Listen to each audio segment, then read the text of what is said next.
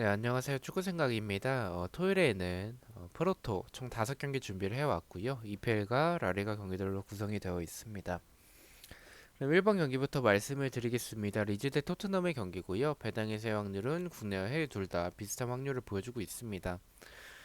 저는 이 경기에서는 좀 무승부를 좀 생각을 하고 있습니다. 토트넘이 정배당을 받았지만 토트넘이 최근에 보여주는 모습들이 공간이 있을 때는 좀 괜찮은 모습들을 보여주고 있어서 리즈가 공간이 수비적으로 많은 팀이기 때문에 토트넘이 유리해 보이는 경기라고 생각을 합니다. 다만 토트넘도 지금 뭐 중원에서의 호이비에르나 아니면 이 벤타쿠르 이런 선수들을 잘 지켜주고는 있지만 수비적으로 봤었을 때는 좀 불안한 부분들이 아직은 남아있는 팀이라고 봅니다. 리즈가 경기력이 좋은 편은 아니기 때문에 그 점을 생각을 해봤을 때는 토트넘의 승에 좀 끌리는 부분도 있지만 저는 그래도 토트넘이 보여주는 모습들에서의 수비에서의 모습들이 좀 아쉽다라는 생각이 들어서 이 경기는 좀 이변으로 가져가도 좋지 않을까라는 생각을 가지고 있습니다.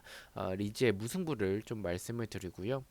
언어버 같은 경우에는 오버를 말씀을 드리겠습니다. 리즈도 그렇고 토트넘도 그렇고 두 팀 다 수비가 불안한 부분들이 있고 리즈가 지금 결정력이 좀 좋은 부분이라고 말씀드리긴 좀 어렵긴 하지만 토트넘과 리즈의 그런 스타일을 봤었을 때는 저는 좀 득점이 적게 나올 경기는 아니라고 생각을 하고 있습니다. 리즈의 오버를 말씀을 드리고요. 핸디캡 같은 경우에는 리즈의 무승부로 이변을 바라보고 있기 때문에 리즈의 핸디캡 승, 리즈의 프랜승을 말씀을 드리겠습니다. 네, 두 번째 경기입니다. 마요르카 대 발렌시아의 경기고요. 배당의 사용률은 국내에선 비슷하고 해외 배당에서는 승과 무승부 쪽을 가리키고 있습니다. 저는 이 경기는 좀 이변을 생각을 하고 있어요. 마요르카의 패를 말씀을 드리고요. 마요르카가 정배당을 받았고 홈에서 최근에 좋은 모습을 보여주고 있는 마요르카고 반면에 원정에서의 연패를 이어나가고 있는 발렌시아의 맞대결인데요. 경기력적으로 봤었을 때는 두 팀 다 수비적으로는 좀 불안한 부분들이 많은 팀이라고 봅니다. 그렇다면 공격적인 부분에서 더 좋은 팀을 꼽자면 마요르카가 최근에 흐름이 다시 좀 괜찮아지는 부분들이 있지만 반대로 발렌시아는 좀 최근에 흐름이 좋은 편은 아니죠. 그렇지만 이 경기력적으로 봤었을 때는 공격에서의 모습들이 발렌시아가 확실히 앞선다라고 생각을 하고 있고 진행 경기 레알에게 대패를 하긴 했지만 그 공격을 만드는 그런 과정 속에서는 좀 좋은 부분들이 많았다라고 봅니다. 마르카의 수비를 생각을 해봤을 때는 발렌시아가 충분히 득점을 할 수 있지 않을까라는 생각을 좀 가지고 있어서 마르카의 패를 말씀을 드리고요.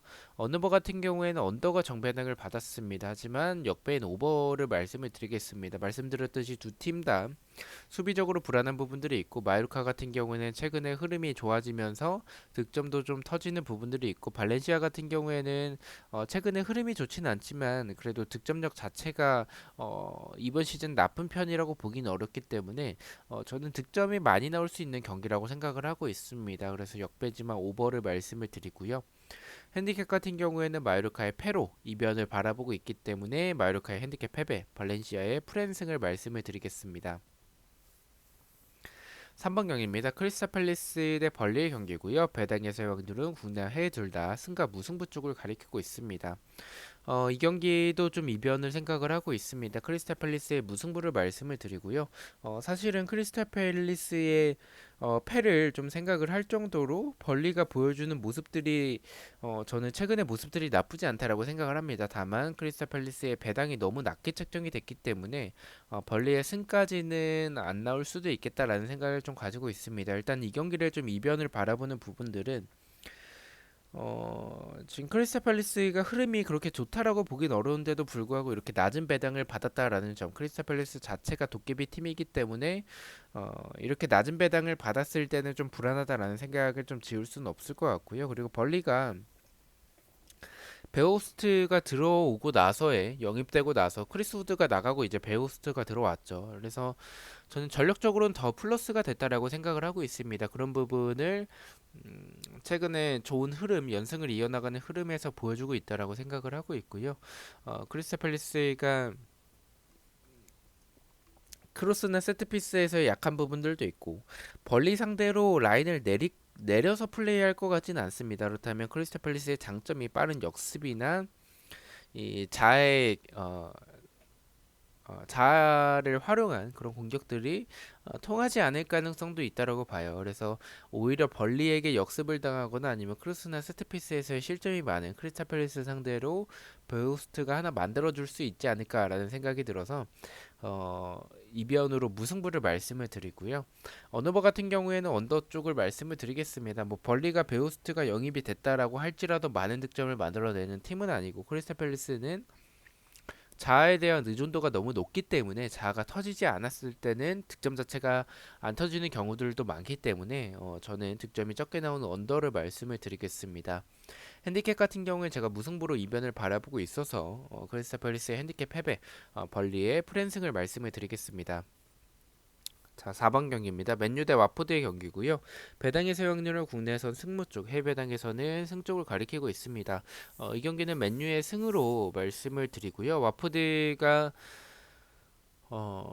사실 맨유가 좀 믿긴 좀 어렵긴 하죠. 배당이 너무 낮게 책정이 됐기 때문에 오히려 이렇게 배당이 낮게 책정이 되면 맨유에서의 좀 불안한 부분들이 많긴 하지만 와포드 맨유를 의심하기에는 와포드가 너무 못하지 않나라는 생각이 듭니다. 수비적으로 너무 좀 불안한 부분들이 많다라는 생각이 들고 공간도 많고요. 그리고 역습 때도 좀 취약한 부분들이 있고 크로스 상황에서도 불안한 부분들이 있고요. 저는 이 맨유가 지금 뭐 경기력이 좋다라고 보긴 어렵지만 어쨌든 연승을 이어나가는 나가고 있는 그런 흐름이라는 점을 생각을 해봤을 때는 와포드 정도는 충분히 잡아낼 수 있을 것 같다라는 생각을 가지고 있습니다. 맨유의 승을 말씀을 드리고요.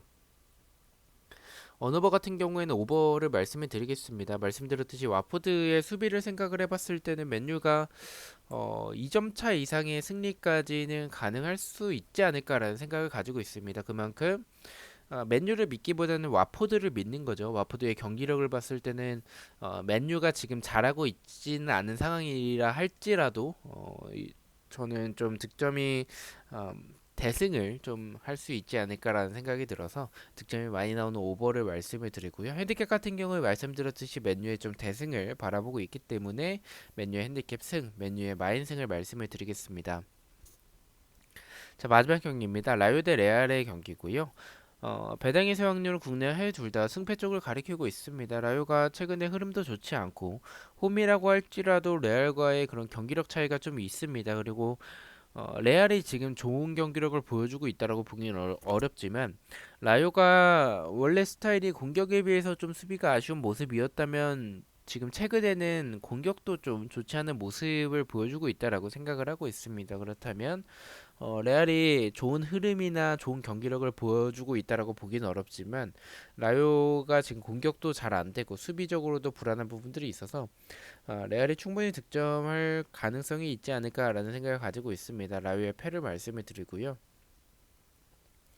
언어버 같은 경우에는 오버를 말씀을 드리겠습니다. 라요가 지금 공격적으로 좋지는 않더라도 한 골 정도는 충분히 만들어낼 수 있지 않을까라는 생각을 가지고 있습니다. 상대가 레알이기 때문에 그 부분에 있어서는 좀 고민을 하긴 했지만 그래도 라요가 공격력이 최근에 떨어졌다라고 할지라도 공격 자체가 나쁜 팀이라고 생각이 들진 않아서 저는 득점이 많이 나오는 오버를 말씀을 드리겠습니다. 핸디캡 같은 경우에 말씀드렸듯이 라유의 득점도 생각을 하고 있기 때문에 레알 마드리드의 1점 차 승리, 라유의 핸디캡 무승부를 말씀을 드리겠습니다. 자, 이렇게 해서 5경기에 대해서 공의로 모두 마쳤고요. 1번 경기부터 가장 추천을 드리는 픽을 말씀을 드리겠습니다. 1번은 리즈의 오버, 2번은 마요르카의 핸디캡 패배, 3번은 크리스탈 팰리스의 핸디캡 패를 가장 추천을 드리고요.